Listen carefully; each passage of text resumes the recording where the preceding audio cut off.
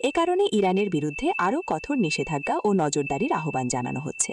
সব মিলিয়ে নিষেধাজ্ঞার বেড়াজালের মধ্যেও ইরানের অস্ত্র রপ্তানি আন্তর্জাতিক রাজনীতির এক স্পর্শকাতর ইস্যুতে পরিণত হয়েছে। কারা এই অস্ত্র কিনছে এবং ভবিষ্যতে এই বাণিজ্য কতটা বিস্তৃত হবে তা নির্ভর করবে বৈশ্বিক শক্তিগুলোর রাজনৈতিক সিদ্ধান্ত এবং চলমান সংঘাতের গতি প্রকৃতির ওপর। তারপরে জানবেন, ইরানের রাজনৈতিক অস্থিরতা ও আন্তর্জাতিক চাপের মধ্যেই দেশটির সর্বোচ্চ নেতা আয়াতুল্লাহ আলী খামেনির পক্ষে রাস্তায় নেমেছে লাখো মানুষ।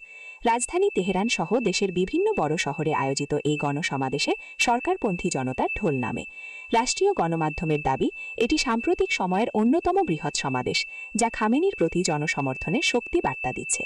তেহরানের আজাদি স্কোয়ার, কোম, মাশহাদ, ইস্পাহান, তাবরিজ ও সিরাজ সহ অন্তত শতাধিক শহরে একযোগে এই কর্মসূচি পালিত হয়। সমাবেশে অংশগ্রহণকারীরা ইরানের পতাকা, খামেনির ছবি ও বিপ্লবী স্লোগান বহন করেন। মৃত্যু আমেরিকা, মৃত্যু ইসরায়েল এবং আমরা নেতার সঙ্গে আছি এমন স্লোগানে মুখর হয়ে ওঠে রাজপথ। রাষ্ট্রীয় টেলিভিশনে সরাসরি সম্প্রচারে দেখা যায়, বিভিন্ন বয়স ও শ্রেণী-পেশার মানুষ এই সমাবেশে অংশগ্রহণ করেছেন। আয়োজকদের মতে, বিদেশি ষড়যন্ত্র ও চাপের বিরুদ্ধে জাতীয় ঐক্য প্রদর্শনের লক্ষ্যেই এই কর্মসূচির আয়োজন করা হয়।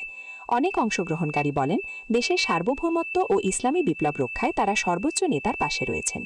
এই গণসমাবেশ এমন এক সময়ে অনুষ্ঠিত হল যখন ইরান অভ্যন্তরীণ বিক্ষোভ, অর্থনৈতিক সংকট এবং যুক্তরাষ্ট্র ও ইসরায়েলের সঙ্গে তীব্র উত্তেজনার মধ্যে দিয়ে যাচ্ছে। সাম্প্রতিক সময়ে ইরানের ভেতরে বিদেশি গোয়েন্দা তৎপরতা ও নাশকতার অভিযোগ সরকারকে আরও কঠোর অবস্থানে যেতে বাধ্য করেছে। এমন প্রেক্ষাপটে এই জনসমাবেশকে সরকারের জন্য একটি রাজনৈতিক শক্তি প্রদর্শন হিসেবেই দেখা হচ্ছে। ইরানের এক জ্যেষ্ঠ সরকারি কর্মকর্তা বলেন, এই জনসমুদ্র প্রমাণ করে, শত্রুরা যত ষড়যন্ত্রই করুক না কেন, ইরানের জনগণ তাদের নেতৃত্বের পাশে রয়েছে। তিনি আরও বলেন, দেশের নিরাপত্তা ও স্বাধীনতার প্রশ্নে কোনো আপস করা হবে না। তবে সমালোচকরা বলছেন, রাষ্ট্রীয় ব্যবস্থাপনায় আয়োজিত এসব সমাবেশ বাস্তব চিত্র পুরোপুরি তুলে ধরে না। মানবাধিকার সংস্থাগুলোর মতে, একই সঙ্গে দেশের বিভিন্ন অঞ্চলে সরকার বিরোধী অসন্তোষও বিদ্যমান, যা কঠোর নিয়ন্ত্রণের কারণে প্রকাশ পাচ্ছে না।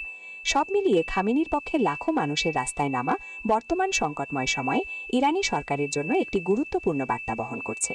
এই জনসমর্থন পরিস্থিতি কতটা স্থিতিশীল করতে পারবে নাকি বিরোধী চাপ আরও বাড়বে তা নির্ভর করবে আগামী দিনের রাজনৈতিক ও কূটনৈতিক গতিপথের ওপর।